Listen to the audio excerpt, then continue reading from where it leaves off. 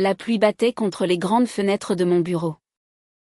Dehors, Paris était une peinture floue de lumières oranges et de reflets argentés sur l'asphalte mouillé. Il était presque minuit. Le silence de l'agence d'architecture n'était rompu que par le murmure de mon ordinateur et le bruit régulier des gouttes d'eau. J'étais seule.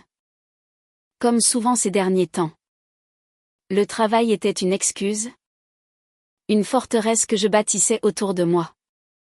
J'ai attrapé mon téléphone. L'écran s'est allumé, affichant une photo d'elle. Élise. Son sourire était un soleil, même à travers le verre froid. Elle était partie depuis 4 jours. Son voyage annuel à Cassis. Avec ses amis d'université. Une semaine pour se ressourcer, disait-elle. Une semaine pour peindre? Pour respirer un autre air que celui de la capitale. J'ai appuyé sur son nom. La sonnerie a duré un instant. Puis sa voix, un peu lointaine, a rempli le silence. Julien? Tout va bien? Sa voix était toujours un velours. Même fatiguée. Oui. Mon amour. Je voulais juste entendre ta voix. Comment s'est passée ta journée? Il y a eu une courte pause. J'ai entendu un bruit de fond. Comme le vent ou des voitures qui passent. Oh. Bien. C'était une belle journée. La lumière sur les calanques était incroyable. C'est super. Tu as vu Cécile? Tu ne m'as pas dit si tu avais réussi à la joindre. Un silence. Plus long. Cette fois. Un silence froid. Tendu. Cécile? A-t-elle répété? Et son ton avait changé. Il n'était plus doux. Il était sur la défensive. Non. Elle n'a pas pu venir finalement. Un imprévu. Quelque chose clochait. Une petite fissure dans l'histoire parfaite. C'est bizarre. Elle m'a envoyé un message hier pour l'anniversaire de Léa. Elle n'a rien mentionné. Elle a dit qu'elle espérait que tu profitais bien du soleil du sud. La colère dans sa voix a éclaté. Soudaine et violente. Mon Dieu. Julien. Tu es toujours comme ça. À tout analyser. À tout contrôler. Je suis partie pour une semaine. Une semaine. Tu ne peux pas me faire confiance? Me laisser respirer? Sa réaction était tellement disproportionnée. Je n'ai pas compris. Élise. Je ne voulais pas. Je posais juste une question. Non. Tu ne poses jamais juste une question? Il y a toujours quelque chose derrière. J'en ai marre. Tu entends? Marre. Soudain. À travers le téléphone. J'ai entendu un crissement de pneus. Un son horrible. Long et strident. Qui a déchiré la nuit. Puis son cri. Un cri perçant. Coupé net. Et un fracas. Un bruit de métal froissé. De verre qui explose. Un son final. Assourdissant. Absolu. Le silence qui a suivi était pire que tout. Un silence total. Électrique. Élise? Rien. Juste le grésillement de la ligne morte. Mon cœur s'est arrêté de battre. Le téléphone a glissé de ma main. Élise? Élise? Réponds-moi. Élise. Une semaine plus tôt. La lumière dorée de la fin d'après-midi filtrait à travers les rideaux de l'un de notre appartement du Marais. Une odeur de bœuf bourguignon flottait dans l'air. Une promesse de repas réconfortant. C'était notre sanctuaire. Un espace d'ordre et de beauté que j'avais moi-même dessiné. Chaque ligne était pure. Chaque objet à sa place. C'était le reflet de ma vie. Ou du moins, de la vie que je croyais avoir. J'étais assis à la grande table en chêne, aidant Léa avec ses devoirs de mathématiques. À 10 ans, elle avait déjà mon esprit logique, mais avec la sensibilité de sa mère. Elle fronçait les sourcils, concentrée sur une division complexe. Non. Papa. Tu dois d'abord abaisser le 7, dit-elle avec une patience d'adulte. J'ai souri. Tu as raison, ma chérie. Je suis un peu distrait. De l'autre côté de la pièce, dans le salon, Élise était assise par terre avec Hugo. Notre fils de 6 ans riait aux éclats alors qu'elle faisait des grimaces en construisant une tour de Lego. En la regardant, une chaleur familière m'a envahi. Elle était la couleur dans mon monde de lignes droites. Ses cheveux bruns en désordre, son pull en cachemire trop grand, la façon dont elle se perdait complètement dans le jeu avec notre fils. Elle était la vie même. Plus tard, après le dîner, une fois les enfants couchés, nous nous sommes retrouvés dans la cuisine. Elle préparait une tisane. Ses gestes lents et gracieux. C'est là qu'elle m'a annoncé la nouvelle. Comme chaque année à la même période. Julien. J'ai réservé mon billet de train. Je pars pour Cassis samedi prochain. J'ai levé les yeux de mes plans d'architecte étalés sur la table. Déjà? Le temps passe si vite. J'en ai besoin. A-t-elle dit doucement, sans me regarder. De cette lumière? De cette pause. Juste une semaine. Pour recharger les batteries. Et peindre un peu. C'était notre rituel. Son pèlerinage annuel. Je n'ai jamais remis cela en question. Un artiste a besoin d'inspiration. Et Paris, avec sa grisaille et son rythme effréné, pouvait être épuisant. J'étais fière de sa passion, même si elle ne l'exerçait plus que comme un hobby. Bien sûr. Mon amour. Profitant bien. Tu le mérites. Elle s'est retournée et m'a souri. Mais ce soir-là, j'ai cru déceler une ombre fugitive dans son regard. Un mélange de soulagement et de tristesse? C'était si rapide que j'ai pensé l'avoir imaginé. Elle s'est approchée, a posé ses mains sur mes épaules et m'a embrassé sur le front. Merci d'être si compréhensif. Il n'y a rien à comprendre, Élise. C'est normal. Nous nous occuperons de tout avec les enfants. J'aimais cette prévisibilité. Notre vie était une belle mécanique bien huilée. Le travail, la famille, les vacances d'été en Bretagne, son escapade annuelle dans le sud. Tout était à sa place. Je croyais que c'était le bonheur. Une structure solide, conçue pour durer.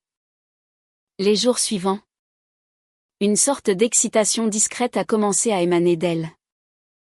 Je la voyais préparer sa petite valise. Elle sortait des robes d'été que je ne la voyais jamais porter à Paris. Des couleurs vives, des tissus légers. Elle fredonnait en rangeant ses tubes de peinture et ses pinceaux. C'était comme si une autre Élise se préparait à éclore. L'Élise de Cassis. Une version d'elle plus libre, plus insouciante, que je ne connaissais qu'à travers les quelques photos qu'elle me montrait à son retour. Des paysages, des rochers, la mer turquoise. Rarement des gens. Tu es sûr que tu ne veux pas que je t'emmène à la gare? Ai-je demandé le samedi matin. Elle secouait la tête en fermant sa valise. Non. Ne t'inquiète pas. Prends ton temps avec les enfants. Un taxi suffira. C'est plus simple. Elle a toujours insisté pour partir seule. Pour que la transition soit nette, disait-elle. Pour entrer dans sa bulle de création. Les enfants sont venus l'embrasser. Hugo s'est accroché à sa jambe, ne voulant pas la laisser partir. Maman. Reste. On peut faire un grand château de Lego. Elle s'est accroupie. La serré fort contre elle. J'ai vu ses yeux briller. Je reviens vite. Mon trésor. Très, très vite. Et je te rapporterai un beau coquillage. Le plus beau de tous. Elle a embrassé Léa, lui murmurant quelque chose à l'oreille qui la fait sourire. Puis elle s'est tournée vers moi. Son baiser était différent ce jour-là. Il n'était pas passionné, mais il était long. Profond. Presque désespéré. Comme si elle essayait de mémoriser chaque seconde. Prends soin de toi, Julien. Et d'eux. Toujours. Ai-je répondu? Un peu surpris par la solennité de son ton. Elle m'a regardé une dernière fois. Un long regard que je n'ai pas su interpréter. Puis elle a pris sa valise et a franchi la porte. Je l'ai regardée descendre les escaliers jusqu'à ce qu'elle disparaisse. Le silence est retombé sur l'appartement. Un silence différent de celui de mon bureau. Un silence temporaire. Un simple compte à rebours avant son retour. J'ai fermé la porte et je me suis tournée vers mes enfants. Alors? Qui veut des crêpes pour le déjeuner? Hugo a crié de joie. Léa a souri. La vie continuait. Parfaitement réglée. J'ai passé le week-end à être le père parfait. Comblant l'absence de leur mère par des activités. Des rires et des promesses. Nous avons construit le plus grand château de Lego de l'histoire de notre salon. J'étais heureux. J'étais certain de notre bonheur. Je ne savais pas que la structure que j'avais passé des années à construire était sur le point de s'effondrer. Je ne savais pas que tout reposait sur un mensonge. Un mensonge de 7 ans. Et que le baiser qu'elle m'avait donné n'était pas un au revoir temporaire. C'était un adieu. La semaine a commencé. Le lundi. Le mardi. Des journées remplies par le travail. Les devoirs de Léa. Les histoires du soir pour Hugo. Nous nous sommes appelés brièvement chaque soir. Des conversations légères. Presque banales. Elle me parlait du temps. De la couleur de l'eau. Sa voix semblait toujours un peu lointaine. Détachée. Je mettais ça sur le compte de la fatigue. De sa concentration d'artiste. Je ne voulais pas voir. Ou peut-être que je ne pouvais pas. L'amour rend aveugle. Dit-on. Ce n'est pas vrai. L'habitude rend aveugle. La certitude que tout est acquis. Le mercredi soir, en rangeant des papiers dans notre chambre, j'ai remarqué son carnet de croquis posé sur sa table de chevet. Elle l'avait oublié. C'était étrange. Elle ne partait jamais sans. Machinalement. Je l'ai ouvert. Les premières pages étaient remplies de dessins de nos enfants. De mon portrait endormi. De fleurs de notre balcon. Notre vie. Puis, vers la fin du carnet, il y avait un dessin différent. Un croquis rapide. Au fusain. Le visage d'un homme. Je ne l'avais jamais vu. Il avait des yeux sombres. Des cheveux en bataille. Un sourire un peu triste. Sous le dessin. Une seule date. Celle de l'année précédente. Pendant son voyage à Cassis. Je n'y ai pas prêté plus d'attention. Un portrait d'un inconnu croisé sur le port? Sans doute. J'ai refermé le carnet. J'ai éteint la lumière. Je me suis endormi dans notre grand lit vide. Sans me douter que le visage de cet homme était la clé de tout. La clé du monde secret d'Élise. Et la clé de ma future destruction. Puis est arrivé ce jeudi soir. La pluie. Le silence. Le téléphone. Le bruit. Et la fin de tout. Ou plutôt, le début d'une autre histoire. Une histoire beaucoup plus sombre. Après l'appel, je suis resté figé pendant ce qui m'a semblé une éternité. Le récepteur du téléphone, tombé au sol, émettait une tonalité monotone et stridente. C'était le son de la fin du monde. Mon monde. J'ai fini par appeler les urgences. La gendarmerie de Cassis. Ma voix un tremblement méconnaissable. Les heures qui ont suivi sont un brouillard de conversations hachées. De mots que je ne voulais pas entendre. Accident. Grave. Pronostic vital engagé. Puis. Le dernier mot. Le mot final. Décédé. Le mot n'avait aucun sens. Élise n'était pas morte. Elle était à Cassis. Elle allait rentrer dans 3 jours avec un coquillage pour Hugo et des couleurs plein la tête. Elle ne pouvait pas être morte. C'était une erreur. Une terrible erreur administrative. J'ai dû appeler sa sœur, Chloé. Lui annoncer l'inconcevable. J'ai entendu son cri à travers le téléphone. Un écho du mien. Silencieux. Je ne sais plus comment j'ai passé le reste de la nuit. Je crois que je suis resté assis dans mon bureau jusqu'à l'aube, regardant la pluie s'arrêter et le ciel de Paris passer du noir au gris. La tâche la plus difficile était devant moi. Le dire aux enfants. Comment dit-on à un enfant de 6 ans et à une fille de 10 ans que leur mère ne rentrera plus jamais à la maison? Il n'y a pas de mots pour ça. Il n'y a que des mensonges et des vérités brutales. J'ai choisi une vérité adoucie. Maman a eu un accident. Elle est devenue une étoile dans le ciel. La plus brillante de toutes. Hugo n'a pas compris. Il a juste pleuré parce que je pleurais. Léa. Elle. A compris. Elle n'a pas pleuré. Elle est devenue silencieuse. Son visage s'est fermé. Elle a vieilli de 10 ans en une seconde. C'est ce jour-là que notre famille est morte. Le reste n'était qu'une longue et lente autopsie. Les funérailles ont eu lieu une semaine plus tard. Une église grise. Des visages tristes. Des murmures de condoléances. Si jeune. Courage. Julien. Des mots vides qui rebondissaient sur la carapace de choc que je m'étais construite. Je tenais les mains de mes enfants. Une de chaque côté. J'étais un pilier. Je devais être un pilier. Mais à l'intérieur, je n'étais que des ruines. Pendant la cérémonie, mon esprit a dérivé. Je repensais à notre dernière conversation. À sa colère. Pourquoi était-elle si en colère? Ma question sur Cécile était si anodine. À moins qu'elle n'ait pas été anodine du tout. Une petite graine de doute a été plantée ce jour-là.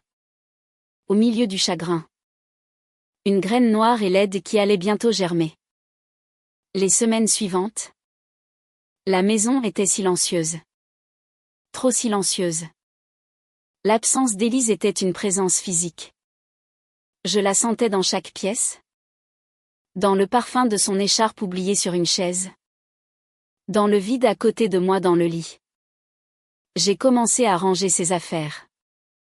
Pas par nécessité, mais par besoin de la sentir près de moi.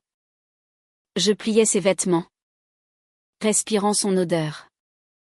Je regardais ses livres, les passages qu'elle avait soulignés. C'était une torture douce, un moyen de garder son fantôme en vie.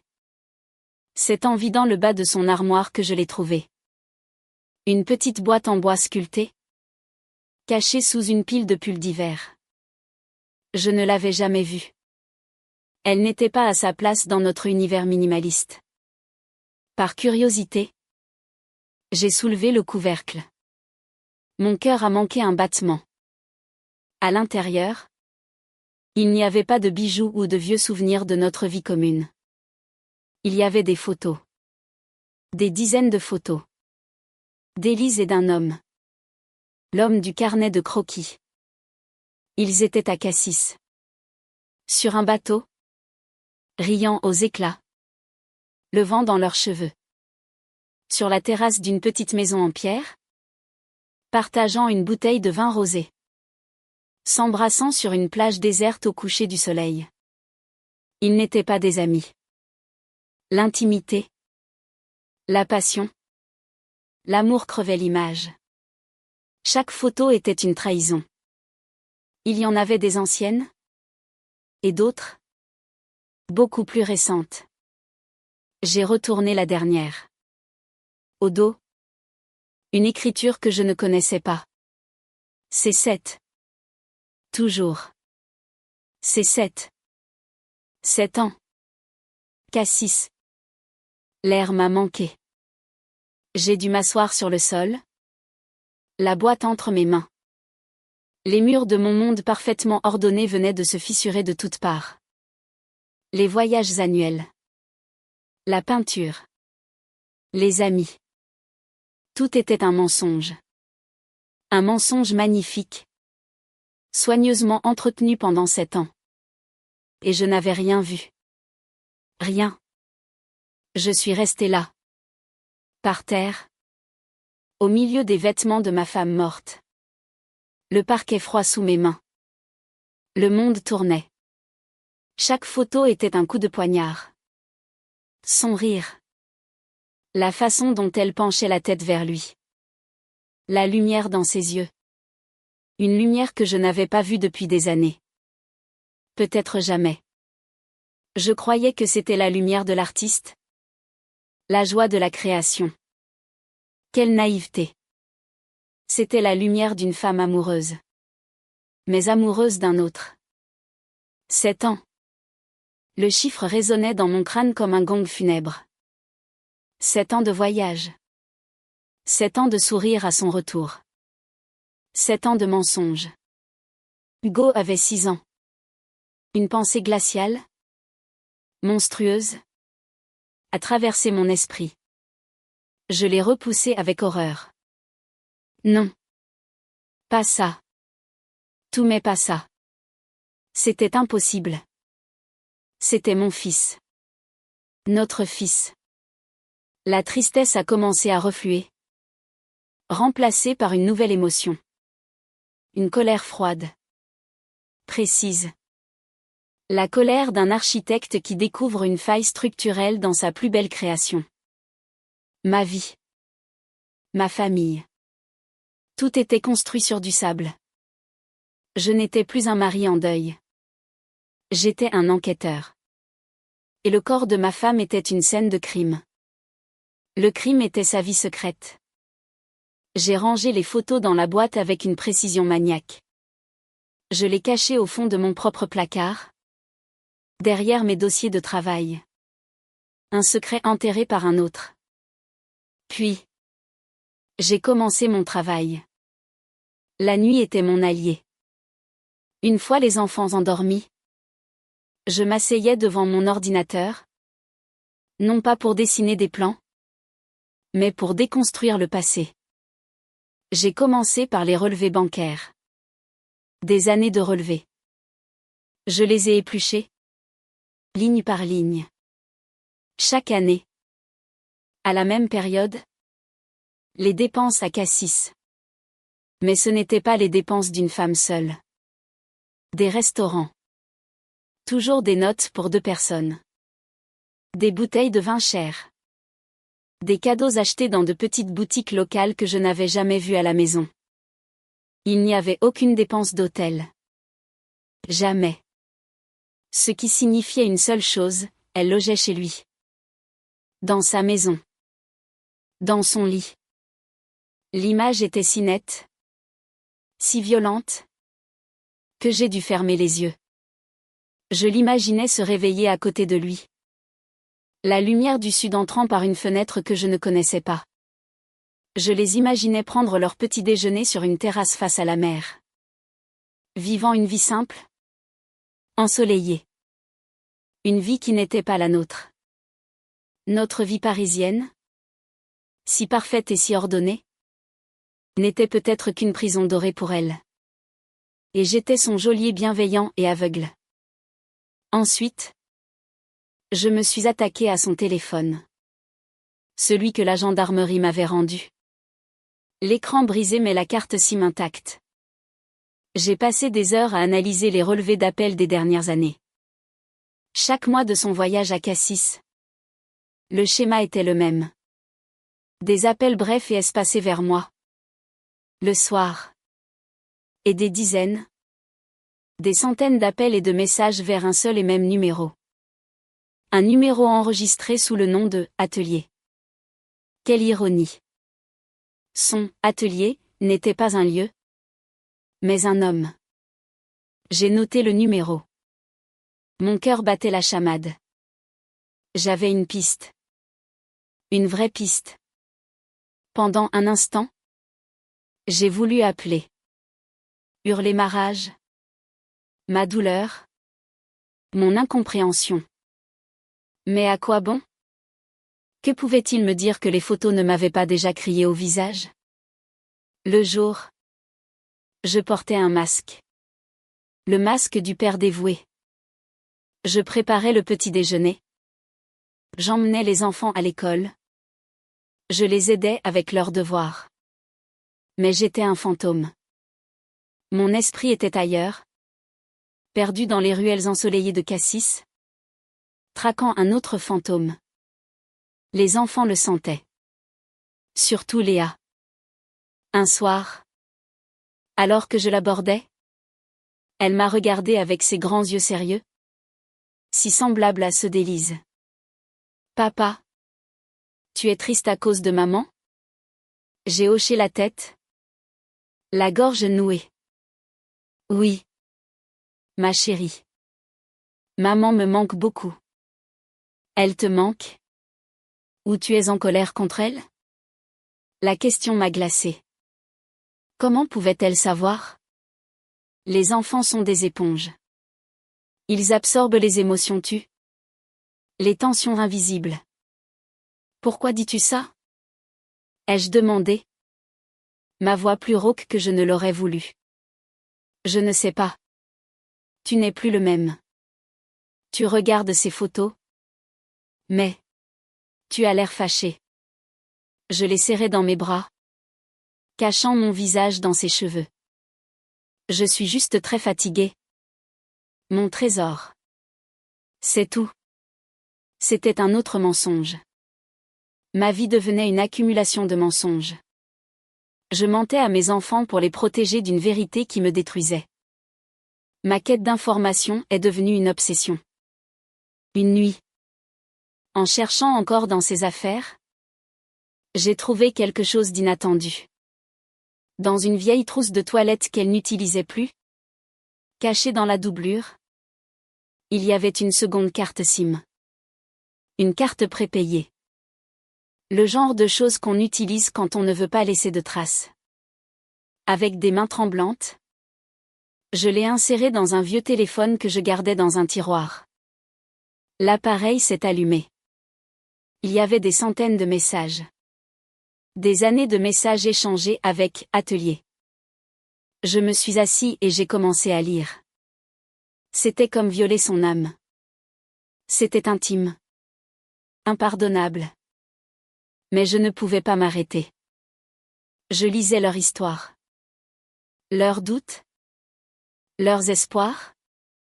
Leurs frustrations. Mon Julien est un homme bon. Trop bon. Peut-être. Il a construit une cage parfaite pour moi. Et je l'ai laissé faire. Écrivait-elle dans un message datant de 3 ans. Je compte les jours avant de te retrouver. Paris est si gris sans toi. Tu es ma couleur. Mon soleil. Parfois. Je regarde Hugo et je vois tes yeux. C'est mon secret et ma joie. Cette dernière phrase. Cette phrase m'a frappé comme un coup de poing en pleine poitrine. La pensée horrible. Celle que j'avais repoussée. Est revenue avec une force décuplée. Je suffoquais. Je voyais le visage de mon fils. Son sourire. Ses yeux noisettes. Étaient-ce les yeux de cet homme? Et je lisais les réponses de l'homme. Sa voix était calme, patiente. Vis ta vie. Mon amour. Sois heureuse. Je serai toujours là. 7 semaines par an. C'est notre éternité à nous. Il ne semblait pas la presser de quitter notre famille. Il acceptait sa place dans l'ombre. Il l'aimait assez pour la partager. Ou peut-être n'était-il qu'un lâche. Dans les messages, il y avait des détails. Des détails sur sa vie. Il parlait de ses vignes, de la récolte, du Mistral. Et puis, dans un message d'Élise, j'ai trouvé son nom. Antoine. Mon Antoine. J'ai rêvé de ton vignoble cette nuit. Antoine. Il avait un nom. Il n'était plus une ombre sur une photo. Il était réel. Avec ce nom, tout est allé très vite. Une recherche sur Internet. Antoine Vignoble Cassis. Il n'y en avait pas beaucoup. J'ai trouvé un petit domaine familial. Le domaine de la Calanque bleue. Le site web était simple. Il y avait une photo du propriétaire, posant fièrement devant ses vignes. C'était lui. L'homme des photos. L'homme des messages. L'homme de la vie secrète de ma femme. Antoine Dubois. Il avait une 40aine d'années. Un visage buriné par le soleil. Des yeux sombres et un sourire un peu triste. Le même que sur le croquis d'Élise. Sur le site, il y avait l'adresse du domaine. Je suis resté devant l'écran. Le visage d'Antoine me fixant. Tout était là. Le nom. Le lieu. Le visage. J'avais reconstitué le puzzle. Et le résultat était monstrueux. Pendant 7 ans, ma femme avait aimé un autre homme. Elle avait passé une semaine par an dans ses bras. Dans sa maison. Et peut-être, elle lui avait donné un fils. Mon fils. Mon Hugo. Je ne pouvais plus rester à Paris. Je ne pouvais plus rester dans cet appartement hanté par ses fantômes et ses mensonges. Je n'étais plus en deuil. Le chagrin avait laissé place à un besoin viscéral de confrontation. Pas une confrontation avec lui. Pas encore. Une confrontation avec la réalité. Je devais voir. Je devais marcher là où elle avait marché. Respirer l'air qu'elle avait respiré. Je devais voir le décor de sa trahison. Le lendemain matin, j'ai appelé Chloé. La sœur d'Élise. Chloé. J'ai besoin de ton aide. Je dois m'absenter 2 jours. Un déplacement professionnel imprévu. Très important. Peux-tu garder les enfants? Ma voix était calme. Assurée. J'étais devenu un excellent menteur. Elle a accepté sans poser de questions. Pensant que je me noyais dans le travail pour oublier ma peine. J'ai préparé un petit sac. J'ai embrassé mes enfants. En serrant Hugo dans mes bras, je les regardais attentivement, cherchant une ressemblance avec l'homme de la photo. Je ne voyais que mon fils. Mon petit garçon. Mais le poison du doute était déjà dans mes veines. Je t'aime. Papa. M'a-t-il dit. Sa petite voix pleine d'innocence. Moi aussi. Je t'aime. Ai-je répondu. Et c'était vrai. Mais pour la première fois. Ces mots avaient un goût amer. Je suis descendu au garage. Je me suis assis dans ma voiture. J'ai entré l'adresse du domaine de la Calanque bleue dans le GPS. Distance, 775 km. Temps estimé, 7h30. 7 heures pour traverser la France. 7 heures pour aller au cœur du mensonge de ma femme. L'autoroute du soleil n'avait jamais si mal porté son nom. J'ai démarré le moteur. J'ai quitté Paris sans un regard en arrière. Je roulais vers le sud. Je roulais vers la vérité. Ou ce qu'il en restait. Le voyage était un long tunnel de pensées sombres. Le paysage défilait. Monotone. Les plaines grises du nord laissaient place aux collines verdoyantes de la Bourgogne. Puis au paysage plus sec et lumineux de la Provence. Mais je ne voyais rien. Mon regard était tourné vers l'intérieur, rejoint en boucle les scènes de ma vie avec Élise, les analysant à la lumière crue de ma nouvelle connaissance. Chaque souvenir était désormais corrompu. Chaque « je t'aime » était un écho creux. Chaque absence, une trahison potentielle. Était-elle heureuse avec moi? Avait-elle jamais été vraiment heureuse? Ou avais-je seulement été un refuge confortable? Une ancre dans la réalité tandis que son cœur naviguait ailleurs? J'avais été si fière de notre stabilité, de notre vie bien construite. J'avais confondu la structure avec le bonheur. Pour un architecte, c'était l'erreur ultime. Le soleil commençait à décliner quand je suis arrivée aux abords de Cassis. L'air a changé. Il est devenu plus doux, chargé de l'odeur des pins et du sel marin. J'ai coupé la climatisation et ouvert la fenêtre. C'était l'air qu'elle avait respiré. J'ai senti une boule se former dans ma gorge. Pour la première fois depuis le début de mon enquête, la colère a cédé un peu de place au chagrin pur. Elle avait aimé cet endroit. Elle y avait été heureuse. Et une partie d'elle était morte ici, bien avant l'accident. La partie d'elle qui m'appartenait. Le GPS m'a guidé hors de la petite ville portuaire, sur une route sinueuse qui grimpait dans les collines. Les vignobles s'étendaient des deux côtés, leurs feuilles d'un vert profond sous la lumière dorée du soir. Puis, un petit panneau en bois peint à la main, domaine de la Calanque bleue. Mon cœur a commencé à battre violemment contre mes côtes. J'étais arrivée. J'ai garé la voiture un peu plus loin sur le bas-côté, à l'abri d'un bouquet de pins. Je ne voulais pas être vue. J'étais un intrus. Un fantôme venu hanter une vie qui n'était pas la mienne. De là, je pouvais voir la maison. C'était une vieille bastide en pierre, simple et pleine de charme. Des volets bleu lavande, un toit de tuiles anciennes, une glycine qui courait le long de la façade. C'était tout le contraire de notre appartement parisien, moderne et froid.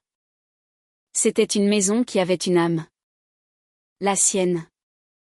La leur. Je suis restée dans ma voiture, le moteur coupé, et j'ai regardé.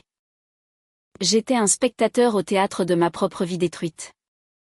La lumière s'est allumée à l'intérieur de la maison. Une silhouette est passée devant une fenêtre. Un homme. Antoine. Il est sorti sur la petite terrasse. Il portait un simple t-shirt et un pantalon de travail. Il tenait une tasse à la main. Il s'est accoudé à la balustrade en bois et a regardé ses vignes. La mer au loin. Il avait l'air fatigué. Et profondément triste. Le voir en vrai était étrange. Il n'était pas le monstre que j'avais imaginé. Il n'avait pas l'air arrogant ou suffisant. Il avait juste l'air d'un homme. Un homme seul. Un homme qui, peut-être, avait lui aussi perdu l'amour de sa vie. Une haine pure et glaciale m'a traversé. Cet homme avait eu la vraie Élise. L'Élise passionnée. L'Élise libre. Moi. Je n'avais eu que son ombre. Son sens du devoir. Il avait eu son corps et son âme pendant une semaine par an. Qu'est-ce qu'il me restait? À moi? Les 51 autres semaines de mensonges? J'avais envie de sortir de la voiture. De marcher jusqu'à lui. De lui fracasser le visage. De lui demander comment il avait osé. Comment ils avaient osé. Mais je suis restée immobile. Ma violence était intérieure. Silencieuse. Paralysante. Que pouvais-je lui dire? Ma femme est morte en te quittant. En fuyant une conversation téléphonique avec moi. Nous sommes tous les deux coupables. Nous l'avons tous les deux tué. À notre manière. La nuit est tombée complètement. Les étoiles sont apparues dans un ciel d'encre. C'était d'une beauté à couper le souffle. Une beauté qui me faisait mal. Je pouvais l'imaginer. Assise sur cette même terrasse. La tête sur son épaule. Regardant ces mêmes étoiles. J'ai démarré la voiture et je suis partie. Je ne pouvais pas en supporter davantage. J'ai trouvé un petit hôtel anonyme sur le port. La chambre était impersonnelle et sentait le renfermer. Ça me convenait parfaitement. Je ne méritais pas le confort. Je me suis assis sur le lit et j'ai sorti la boîte en bois de mon sac. J'ai étalé les photos sur le couvre-lit miteux. Leur bonheur insolent me narguait.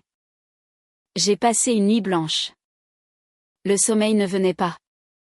Les images tournaient en boucle dans ma tête, les photos.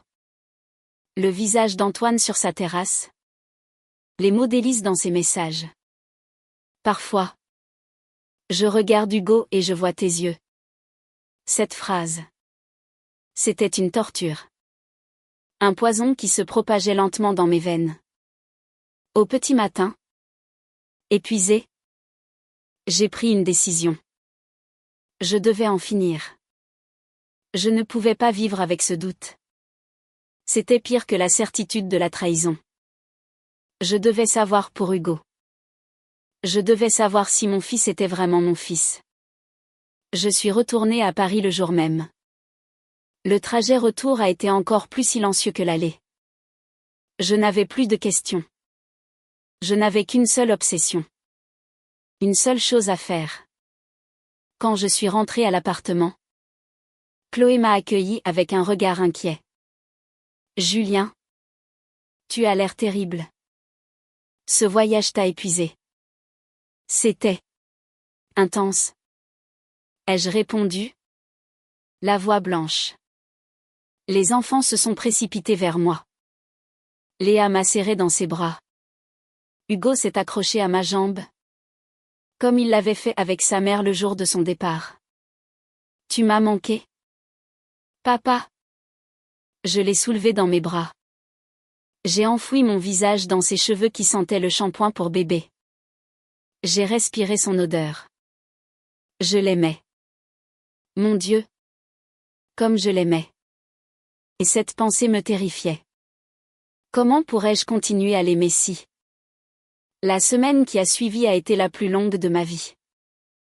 J'ai pris rendez-vous dans un laboratoire d'analyse médicale. J'ai prétexté une visite de contrôle de routine pour les enfants. C'était facile. Trop facile. Pour le prélèvement d'Hugo. J'ai utilisé un coton-tige sur l'intérieur de sa joue pendant qu'il dormait. Le geste m'a paru monstrueux. C'était une profanation de son innocence. Pour moi.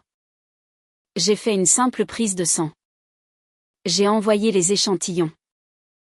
Le laboratoire m'a dit que les résultats seraient disponibles sous 5 à 7 jours ouvrés. 5 à 7 jours. Une éternité. Pendant cette attente, j'ai essayé d'être normale. J'ai essayé de jouer avec Hugo. De lire des histoires à Léa. Mais j'étais distant. Chaque fois que je regardais Hugo, je cherchais. Je comparais ses traits aux miens. Puis à la photo d'Antoine gravée dans ma mémoire. Le nez de ma mère. La forme de mes oreilles. Mais ses yeux. Ses grands yeux noisettes. D'où venaient-ils? Ni Élise ni moi n'avions les yeux de cette couleur. Un soir, nous regardions de vieilles vidéos de famille. C'était une suggestion de Léa. Qui pensait que ça me ferait du bien. C'était une torture. Sur l'écran, Élise était là. Vivante. Radieuse. C'était l'anniversaire des 2 ans d'Hugo. Elle le tenait dans ses bras. Le faisant voler comme un avion. Elle riait. Et en la voyant rire, je n'ai pas vu de la joie. J'ai vu une performance. Une actrice jouant le rôle de l'épouse et de la mère heureuse. Sur la vidéo, le petit Hugo a tourné son visage vers la caméra. Et j'ai vu. Pour la première fois. J'ai vraiment vu. Ce n'était pas une ressemblance frappante. C'était un détail. Un tout petit détail. La façon dont son sourire se dessinait. Légèrement asymétrique sur un côté. C'était le sourire d'Antoine. Le sourire triste que j'avais vu sur sa photo. Sur sa terrasse. J'ai arrêté la vidéo brusquement. Ça suffit pour ce soir? Ai-je dit. La voix étranglée. Papa. Qu'est-ce qui ne va pas? A demandé Léa. Inquiète. Je n'ai pas répondu. Je me suis levée et je suis allée m'enfermer dans ma chambre. Je me suis regardée dans le miroir. J'ai vu le visage d'un homme brisé. Un étranger. Un fou qui cherchait des ressemblances dans le sourire de son fils. L'attente était un enfer. Chaque sonnerie de téléphone me faisait sursauter. Chaque email reçu faisait bondir mon cœur. Je vivais au bord d'un précipice. D'un côté, l'ignorance douloureuse. De l'autre, une vérité potentiellement insoutenable. Le 7e jour, l'email est arrivé. L'objet était simple, vos résultats sont disponibles. Mes mains tremblaient tellement que j'ai eu du mal à cliquer sur le lien. J'ai dû entrer mon mot de passe 2 fois. La page s'est chargée. Un document PDF. Je l'ai ouvert. Mon regard a balayé le jargon scientifique. Les tableaux de marqueurs génétiques. Je cherchais la conclusion. La dernière phrase. La phrase qui allait définir le reste de ma vie. Je l'ai trouvée. Les marqueurs génétiques analysés démontrent une incompatibilité entre le père présumé, Julien Moreau, et l'enfant, Hugo Moreau. La probabilité de paternité est de 0%. 0. Le chiffre flottait devant mes yeux. 0. Un néant. Un trou noir qui aspirait tout. Mon passé. Mon présent. Mon futur. La boîte de photos. Les messages. Les relevés bancaires. Tout cela n'était rien comparé à cette seule phrase. C'était la preuve ultime. La trahison ultime. Ce n'était plus une question d'adultère. C'était une question d'identité. La sienne. La mienne. Celle de notre famille. Je n'ai pas crié. Je n'ai pas pleuré. Je suis resté assis là. Dans le silence de mon bureau. Fixant l'écran. Un calme étrange et terrifiant s'est emparé de moi. La colère était partie. Le chagrin aussi. Il ne restait qu'un vide immense. Un froid polaire. J'ai entendu des pas dans le couloir. La porte s'est ouverte doucement. C'était Hugo. Il tenait son doudou à la main. Ses cheveux en bataille. Papa? J'ai fait un cauchemar. Il s'est approché. Les yeux encore pleins de sommeil. Il a tendu les bras vers moi. Et pour la première fois de ma vie. En regardant mon fils. L'enfant que j'avais élevé. Que j'avais aimé plus que tout au monde. Je n'ai vu qu'un étranger. Le fils d'un autre homme. Le symbole vivant de la plus grande tromperie de ma vie. Je suis resté immobile. Je n'ai pas tendu les bras pour le prendre. J'ai juste regardé à travers lui. Le silence s'est étiré dans la pénombre du bureau. Hugo était toujours là. Ses petits bras tendus vers moi. Son visage passant de la somnolence à l'incompréhension. Puis à une peine naissante. Chaque seconde où je restais immobile était une cruauté. Je le savais. Une partie de moi hurlait de le prendre dans mes bras. De le rassurer. De lui dire que tout allait bien. Comme je l'avais toujours fait. Mais cette partie de moi était paralysée. Enseveli sous le poids de ce terrible 0%. Je n'étais plus son père. Le papier le disait. La science le disait. Et si je n'étais pas son père? Qui étais-je? Et qui était-il? Il n'était plus Hugo. Mon fils. Il était Hugo. Le fils d'Antoine.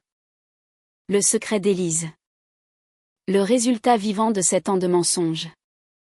Chaque trait de son visage. Chaque mèche de ses cheveux.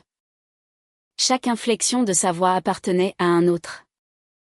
Mon amour pour lui. Cet amour immense et inconditionnel me semblait soudain une imposture. Une erreur de casting dans le drame de ma propre vie. Papa? Sa petite voix a tremblé. Le mot « papa » était comme une lame de rasoir sur ma peau.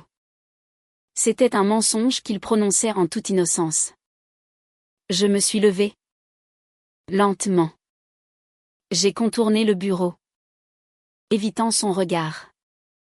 Je ne l'ai pas touché. Va te recoucher. Hugo. Ton cauchemar est terminé. Ma voix était plate. Sans couleur. Une voix que je ne me connaissais pas. Il a baissé les bras. Ses yeux se sont remplis de larmes. Il ne comprenait pas le rejet. Mais il le sentait. Il l'a senti dans chaque fibre de son petit être. Il a reculé d'un pas.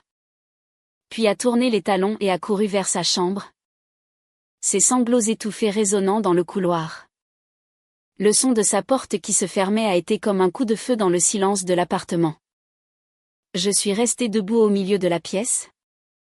Tremblant. Qu'est-ce que j'avais fait? Je venais de repousser un enfant de 6 ans qui cherchait du réconfort. Mon enfant. Non. Pas mon enfant. La distinction était un poison. Elle s'insinuait dans chaque pensée. J'ai fermé l'ordinateur. Le document PDF a disparu. Mais les mots étaient gravés au fer rouge dans mon esprit. 0%. Les jours qui ont suivi ont été un enfer feutré. Je continuais à jouer mon rôle. Je préparais les repas. Je vérifiais les devoirs. Je conduisais à l'école. Mais j'étais une coquille vide. Un automate. Et mon comportement envers Hugo a changé. Je ne le voulais pas. Mais c'était plus fort que moi. Je ne pouvais plus le toucher sans penser à l'autre homme. Je ne pouvais plus le regarder dans les yeux sans y chercher une ressemblance. Je ne pouvais plus entendre le mot « papa » sans un haut le cœur. Je suis devenu froid. Distant. Je répondais à ses questions par des phrases courtes. Je ne lançais plus la balle avec lui dans le salon. Je ne lisais plus l'histoire du soir, prétextant la fatigue ou un travail urgent. J'ai délégué ce rôle à Léa. Je construisais un mur entre nous. Brique par brique de silence et d'indifférence. Hugo a changé lui aussi. Le petit garçon joyeux et exubérant s'est éteint. Il est devenu silencieux. Craintif. Il me regardait de loin. Avec des yeux de chien battu. Essayant de comprendre ce qu'il avait fait de mal. Il a recommencé à faire pipi au lit. Il se disputait à l'école. Il était un petit bateau à la dérive. Et moi? Son phare. Je venais de m'éteindre. Léa, avec sa maturité précoce, a tout de suite vu le changement. Elle est devenue la protectrice de son petit frère. Elle le consolait quand je l'ignorais.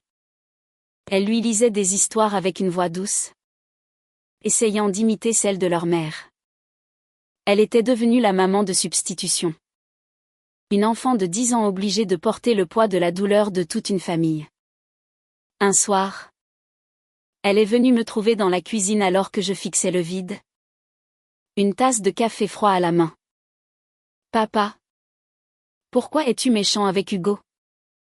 La question était directe. Sans détour. Je ne suis pas méchant. Léa. Je suis juste. Très fatiguée. Non. A-t-elle insisté, plantant ses grands yeux dans les miens. C'est plus que ça. Depuis que maman est partie, tu es triste. Mais depuis quelques jours, tu es en colère. Et tu passes ta colère sur lui. Il n'a rien fait. Sa lucidité m'a désarmée. Tu ne peux pas comprendre. Alors explique-moi. A-t-elle presque crié? Les larmes aux yeux. J'ai perdu maman. Je ne veux pas te perdre aussi. Et je ne veux pas qu'Hugo te perde. Il pleure toutes les nuits. Il pense que tu ne l'aimes plus. Chaque mot était une accusation. Et elle avait raison. J'étais en train de détruire ce qui restait de notre famille.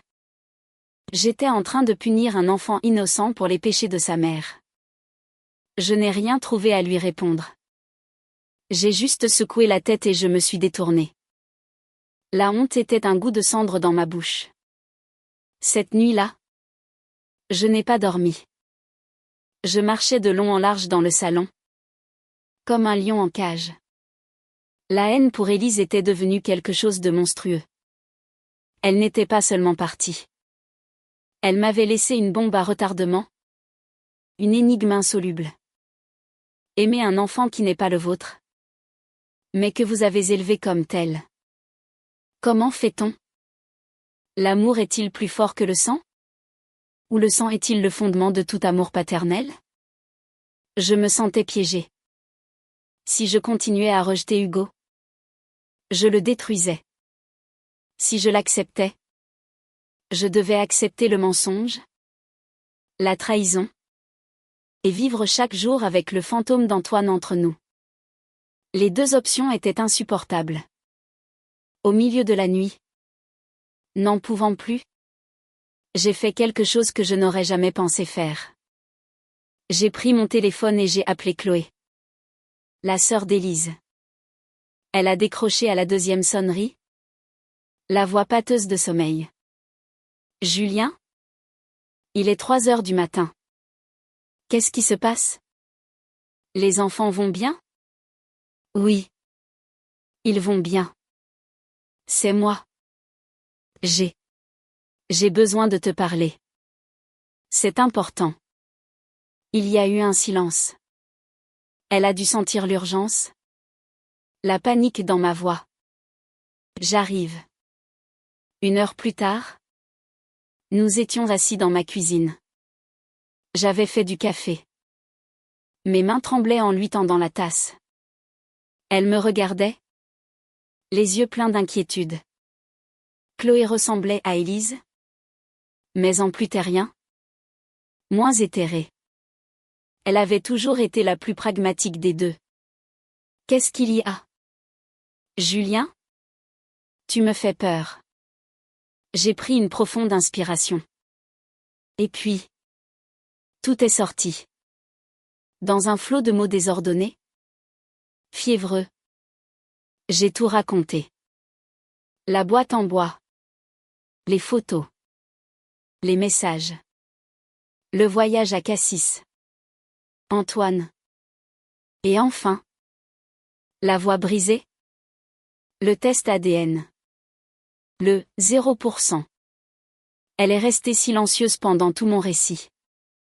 Son visage est devenu blême. Elle ne m'a pas interrompu une seule fois. Elle a juste écouté. Ses mains serrées autour de sa tasse comme si c'était une bouée de sauvetage. Quand j'ai eu fini, un lourd silence est tombé sur nous. Je n'en savais rien, a-t-elle finalement murmuré. Sa voix était à peine audible. Je le jure. Julien. Je savais qu'elle n'était pas complètement heureuse. Elle était parfois si distante, si mélancolique. Je pensais que c'était sa nature d'artiste. Je sentais qu'il y avait quelque chose. Une tristesse en elle. Mais pas ça. Jamais je n'aurais imaginé ça. Ces mots n'étaient pas une excuse. Mais ils m'ont apporté un étrange réconfort. Je n'étais pas le seul à avoir été aveugle. Il s'appelait Antoine? A-t-elle repris? Comme si elle se parlait à elle-même. C'était son premier grand amour. Quand ils étaient jeunes. À l'université à Aix-en-Provence. Ils étaient inséparables. Passionnés. Destructeurs. Le genre d'amour qui brûle tout sur son passage. Puis il est parti. Il a voulu une vie plus simple. Loin de tout. Il a repris le vignoble de son grand-père. Élise ne voulait pas de cette vie. Elle voulait Paris. L'art. L'effervescence. Ils se sont séparés. Elle a eu le cœur brisé. Et puis elle t'a rencontré. Elle a levé les yeux vers moi. Elle t'aimait. Julien. Vraiment. Tu étais son calme après la tempête. Sa sécurité. Sa famille. Je crois qu'elle aimait les deux. Elle aimait Antoine pour la passion. Le rêve d'une autre vie. Et elle t'aimait toi pour la réalité. La stabilité. La tendresse. Elle était prise entre deux mondes et elle n'a pas eu le courage de choisir. Sa description était comme un coup de poing. Élise n'était plus une simple traîtresse. Elle était une femme complexe. Déchirée. Tragique. Une femme qui, en refusant de faire un choix, avait tout détruit. Et Hugo? Ai-je demandé? La gorge sèche. Chloé a fermé les yeux. Les larmes coulant sur ses joues. Je ne sais pas. Je ne sais rien sur Hugo. Mon Dieu. Julien. Qu'est-ce que tu vas faire? La question est restée en suspens entre nous. C'était la seule question qui comptait. Qu'est-ce que j'allais faire? Je ne sais pas. Ai-je avoué? Et pour la première fois depuis des jours, j'ai laissé les larmes couler. Je ne sais plus comment l'aimer. Je regarde son visage et je vois un autre homme. Je le repousse. Chloé.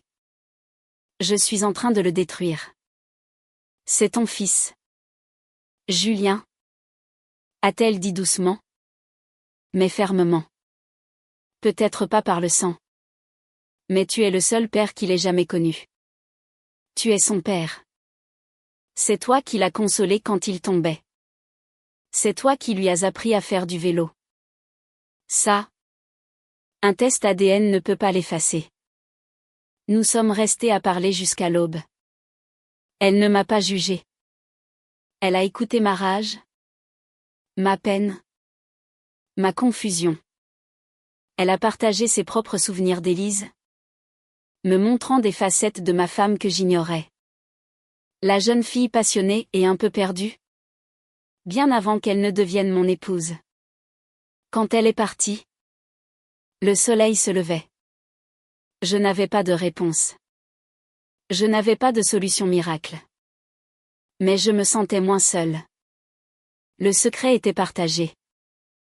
Le fardeau était un peu plus léger. J'étais épuisée. Je suis allée dans ma chambre.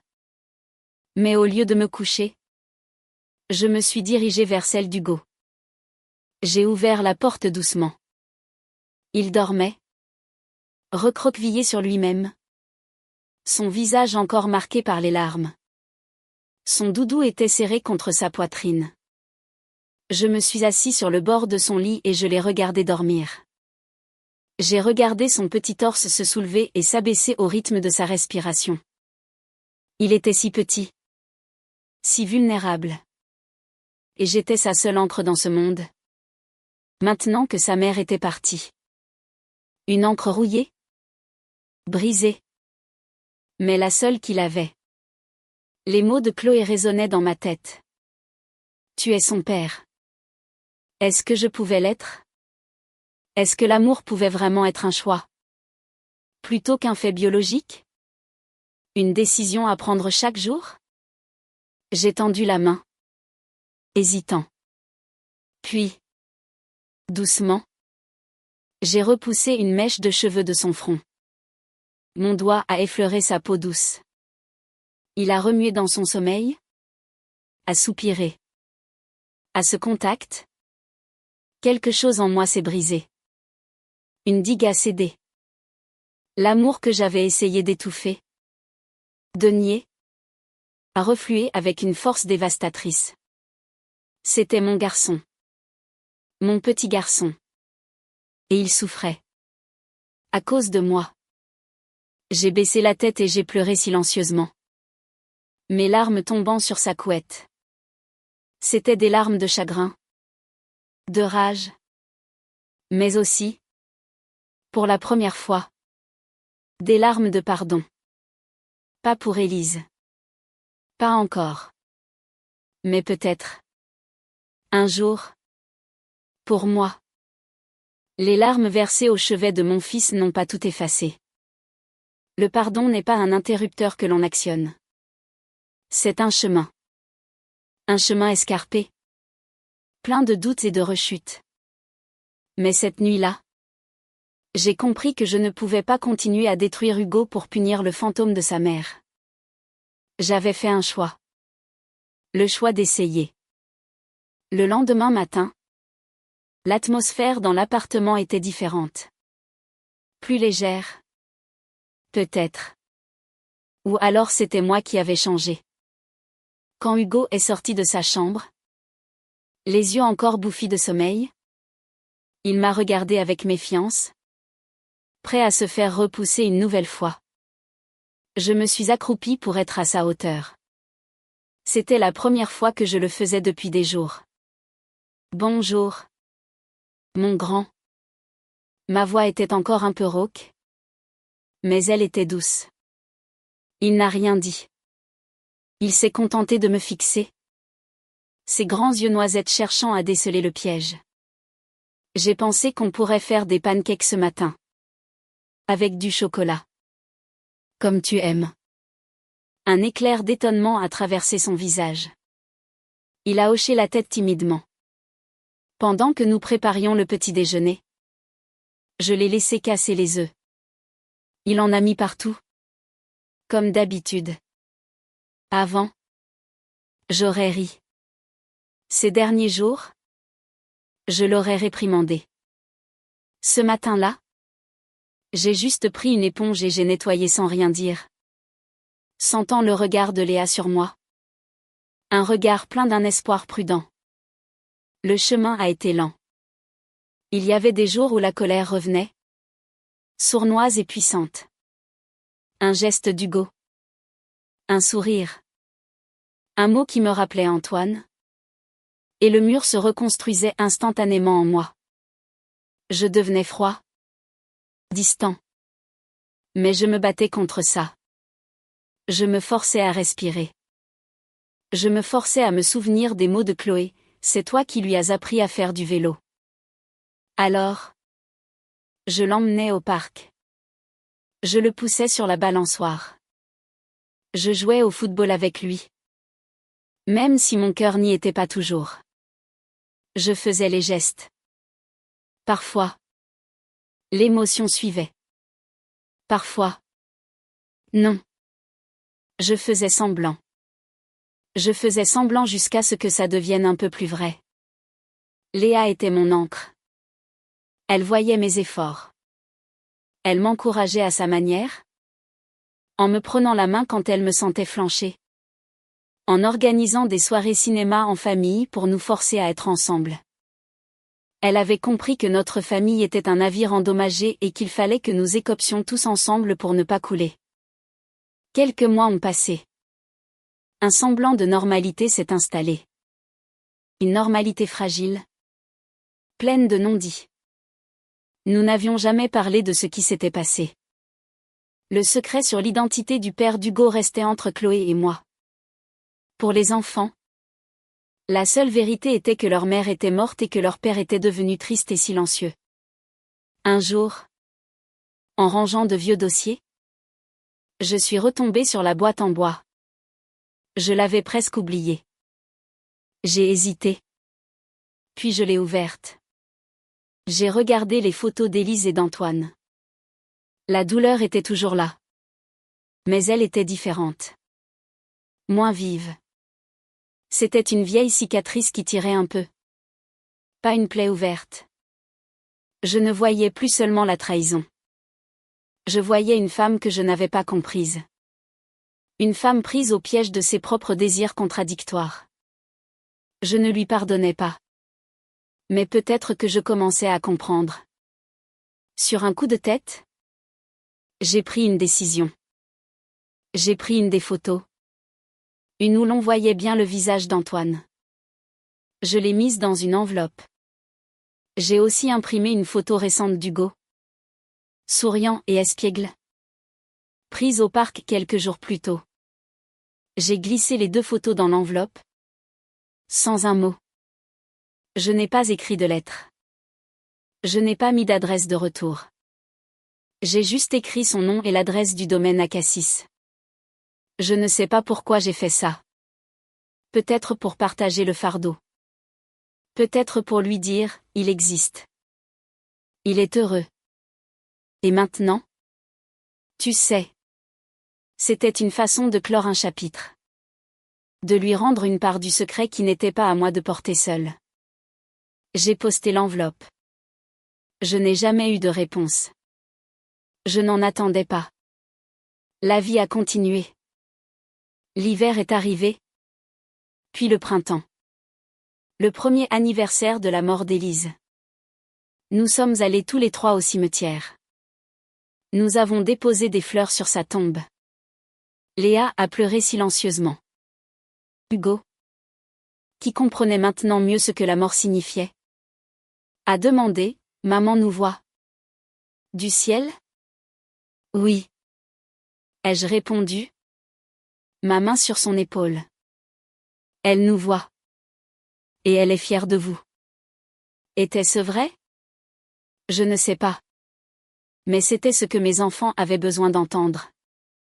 Un soir, quelques semaines plus tard, je bordais Hugo. Il était presque endormi. Papa? A-t-il murmuré. Oui. Je sais que parfois tu es triste à cause de maman. Mais je suis content que tu sois mon papa. Tu es le meilleur papa. Ces mots, si simples, si purs, m'ont transpercé. Ils étaient le cadeau le plus précieux qu'il pouvait me faire. Ils étaient l'absolution que je ne savais pas que j'attendais. Je me suis penchée et je l'ai embrassé sur le front. Et moi? Je suis très content d'être ton papa, Hugo. Et pour la première fois depuis près d'1 an, en prononçant ces mots, je les ai sentis être la vérité la plus pure et la plus absolue. Je n'étais pas son géniteur. Mais j'étais son père. Point. Le sang ne faisait pas tout. L'amour, lui, se construisait. Jour après jour. Dans les pancakes brûlés, les genoux écorchés et les histoires du soir. Je savais que l'ombre d'Antoine et des mensonges d'Élise ne disparaîtraient jamais complètement. Un jour, quand Hugo serait plus grand, je devrais peut-être lui raconter la vérité. Une vérité complexe, douloureuse. Mais ce ne serait pas pour aujourd'hui. Aujourd'hui, nous étions une famille. Une famille brisée, reconstruite, imparfaite. Mais une famille quand même. Quelques années plus tard. Léa est une adolescente. Hugo un préadolescent plein d'énergie. Notre vie a trouvé son rythme. L'appartement du Marais est toujours notre maison. Mais il est moins silencieux. Il est rempli de musique. Des rires de mes enfants. De leurs disputes aussi. Le fantôme d'Élise est toujours là. Mais c'est une présence plus douce maintenant. Un souvenir tendre et mélancolique plutôt qu'une blessure. Un été. Alors que nous planifions nos vacances, Léa a une idée surprenante. Et si on allait dans le sud? Près de la mer. À Cassis. Peut-être. Le nom, prononcé à voix haute, a fait l'effet d'une petite décharge électrique. Nous n'en avions jamais reparlé. Hugo a applaudi. Oui. L'endroit où maman allait. C'est une bonne idée. J'ai regardé mes 2 enfants. Leur visage plein d'enthousiasme. Ils ne savaient pas ce que ce lieu représentait pour moi. Pour eux, c'était juste un endroit lié à leur mère. Un lieu de souvenirs heureux. Même s'ils étaient imaginaires. Refuser aurait été étrange. Refuser aurait été faire de ce lieu un tabou. Un monstre sous le lit. Et je ne voulais plus de monstres. Alors j'ai dit oui. Nous avons loué une petite maison sur les hauteurs. Avec vue sur la mer. Ce n'était pas loin du domaine d'Antoine. Mais je n'ai pas cherché à savoir où il était exactement. Ce n'était plus mon histoire. Le premier jour, nous sommes descendus sur le port. L'endroit était exactement comme je l'avais imaginé. Les bateaux de pêche colorés. Les terrasses de café animées. La lumière aveuglante du soleil sur les façades blanches. C'était beau. Et douloureux. Chaque ruelle. Chaque crique me rappelait les photos. Je l'imaginais ici. Main dans la main avec lui. J'ai senti une petite main se glisser dans la mienne. C'était Hugo. Ça va? Papa? Tu as l'air triste. Je lui ai souri. Non. Ça va. Je pensais juste à ta mère. Elle aurait aimé vous voir ici. C'était vrai. D'une manière complexe et tordue? C'était vrai. Elle les aurait aimés ici. Pendant la semaine? J'ai regardé mes enfants explorer le monde de leur mère. Ils ont nagé dans les calanques. Ont mangé des glaces sur le port. Ont collectionné des coquillages. Exactement comme elle l'avait promis à Hugo. Ils apprivoisaient son fantôme. Le rendant plus familier. Moins effrayant. Et en faisant cela, ils m'aidaient à faire de même. Le dernier soir, nous étions assis sur la terrasse de notre maison de location, regardant le coucher de soleil embraser le ciel et la mer. Léa était appuyée contre mon épaule. Hugo essayait de faire des ricochets avec des galets sur une petite crique en contrebas. Une paix étrange s'est installée en moi. Une paix que je n'avais pas ressentie depuis des années. J'avais survécu.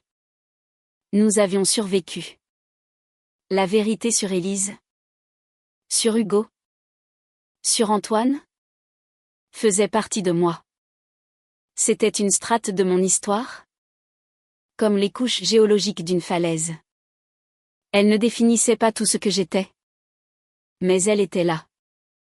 Et j'avais appris à vivre avec. J'ai regardé Hugo. Qui riait aux éclats. Ayant enfin réussi un ricochet parfait. Il a levé les yeux vers moi. Son visage illuminé par la joie et les dernières lueurs du jour. Dans son sourire. Je ne cherchais plus de ressemblance. Je ne voyais plus Antoine. Je voyais juste mon fils. Mon fils. Et c'était tout ce qui comptait. La famille. Ai-je réalisé? N'est pas une structure parfaite que l'on dessine une fois pour toutes. C'est un chantier permanent. On répare les fissures. On renforce les fondations. On reconstruit sur les ruines. Et parfois, c'est dans l'imperfection des lignes et la cicatrice des pierres que l'on trouve la plus grande beauté. Et la plus grande force. Ce sentiment de paix. Je l'ai gardé en moi comme un trésor fragile pendant le reste de notre séjour. Il était là. Le lendemain, quand nous avons marché sur le sentier du littoral, le vent salé fouettant nos visages. Il était là quand Hugo, surexcité, a voulu que je le porte sur mes épaules pour mieux voir la mer, et que son poids familier m'a semblé juste et bon. Notre dernier jour, nous avons décidé de visiter le grand marché provençal qui se tenait sur la place du village. L'endroit était un tourbillon de couleurs, d'odeurs et de sons. Les étals débordaient de fruits gorgés de soleil, d'olives, de fromage et de bouquets de lavande. Léa. L'adolescente feignait l'indifférence, mais je la voyais prendre des photos discrètement avec son téléphone. Hugo courait partout, voulant tout goûter, tout toucher. J'étais heureux. Simplement. Calmement heureux. Et c'est à ce moment-là que je l'ai vu. Mon regard a été attiré par un petit stand un peu à l'écart de la foule. Un stand de vin. Une simple table en bois. Quelques cartons. Et une ardoise sur laquelle était écrit à la craie, domaine de la Calanque bleue. Mon cœur a cessé de battre pendant une seconde. Derrière la table, un homme servait un verre de rosé à un couple de touristes. C'était lui. Antoine. Il était plus âgé que sur les photos. Ses cheveux étaient grisonnants sur les tempes, et des rides profondes creusaient le coin de ses yeux. Des rides de soleil et peut-être de chagrin.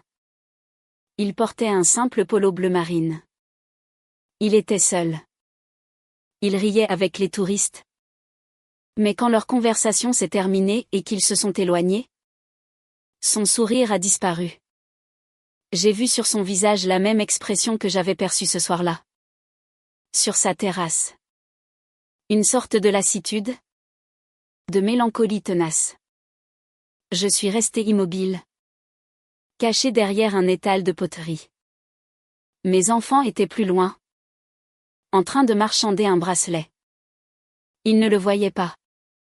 C'était un moment suspendu dans le temps. Un secret qui n'appartenait qu'à moi. Cet homme. Le grand amour de ma femme. Le père biologique de mon fils. Il était là. À 20 mètres de moi. Ce n'était plus un monstre. Ni un rival. C'était juste un homme qui vendait son vin sur un marché. Un homme dont la vie, comme la mienne, avait été irrévocablement marquée par Élise. J'ai pensé à l'enveloppe que je lui avais envoyée des années auparavant. L'avait-il reçue? Est-ce qu'il gardait la photo d'Hugo dans un portefeuille? Ou l'avait-il jetée? Trop douloureuse à regarder? Est-ce qu'il pensait à cet enfant qui existait quelque part? Qui portait ses yeux et son sourire? Une étrange compassion m'a envahi. Nous étions les deux pôles de l'univers d'Élise. Deux hommes liés à jamais par son amour et ses mensonges. Et par cet enfant qui courait à quelques mètres de nous. Mais il ne le saurait jamais. Il ne connaîtrait jamais la joie de l'entendre rire. Ni la peur de le voir malade. Ni la fierté de le voir grandir. Il n'avait que le secret. Le manque et le souvenir. Moi. J'avais tout le reste. J'avais la vie. Papa. Viens voir.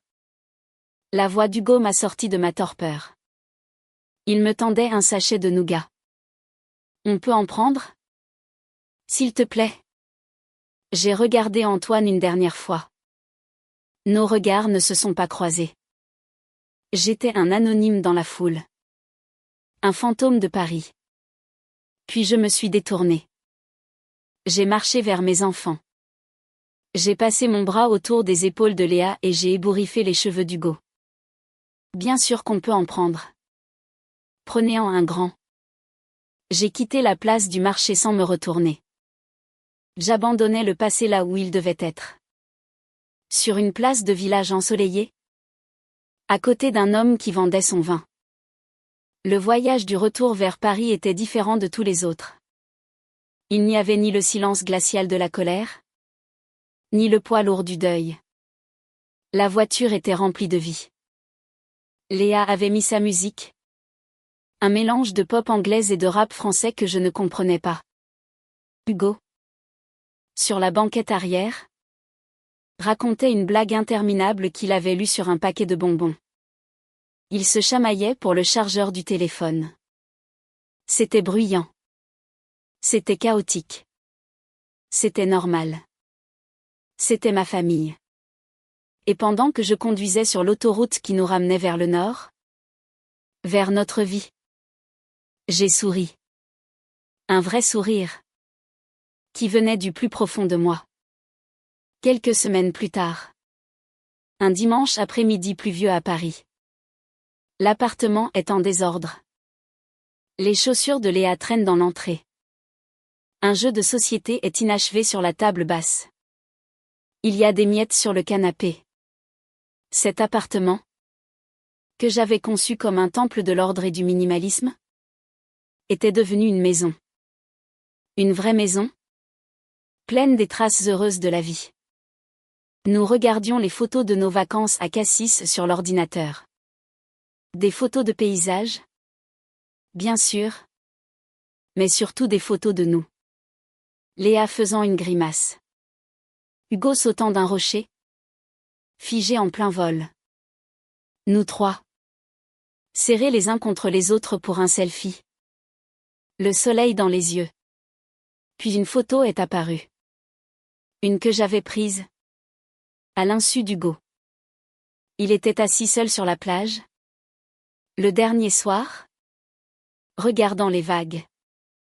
La lumière dorée du couchant enveloppait sa silhouette. Il avait l'air si petit et en même temps si complet. Léa s'est penchée vers l'écran. Elle est belle, cette photo. Il ressemble à maman. Ici. J'ai regardé à nouveau. Elle avait raison. Dans la courbe de sa nuque, dans sa posture pensive, il y avait quelque chose d'Élise. Et en regardant de plus près, dans la forme de son menton, il y avait quelque chose de moi. Peut-être pas du sang, mais de l'habitude, de l'imitation, de l'amour. Un enfant est un miroir de ce qu'il élève. Et dans ses yeux, tournés vers l'horizon, il y avait peut-être Antoine. Il n'était pas l'un ou l'autre. Il était lui. Un mélange de nous tous. Un pont entre nos mondes brisés. J'ai fermé l'ordinateur. Qui veut un chocolat chaud? Oui. Enthousiastes ont fusé. Pendant que je préparais le chocolat dans la cuisine, le son de leur rire venant du salon m'a rempli. J'ai repensé à ma vie d'avant. À l'architecte qui croyait que le bonheur résidait dans des plans parfaits, dans des structures sans faille. Quelle arrogance! Quelle ignorance! J'avais passé des années à construire une façade impeccable, sans voir que les fondations étaient minées par des secrets. L'effondrement avait été total, brutal. Mais sur les ruines, j'avais reconstruit. Pas quelque chose de parfait. Quelque chose de vrai. Quelque chose de solide. Non pas fait de béton et d'acier, mais de patience, de pardon et de choix renouvelés chaque jour. J'ai apporté les tasses fumantes dans le salon. Je me suis assis sur le tapis avec mes enfants. Dehors, la pluie continuait de tomber sur Paris. Mais à l'intérieur de notre petit appartement, il faisait chaud. Nous étions à l'abri. Nous étions chez nous. J'avais passé ma vie à dessiner des lignes droites, à croire en la solidité des plans. Élise, par sa tragédie et ses mensonges, m'avait appris que la vie, la vraie vie, ne se construit pas. Elle se ressent. Dans les courbes imprévues, les fissures que l'on apprend à aimer, et les fondations invisibles que l'on bâtit. Jour après jour, au plus profond du cœur.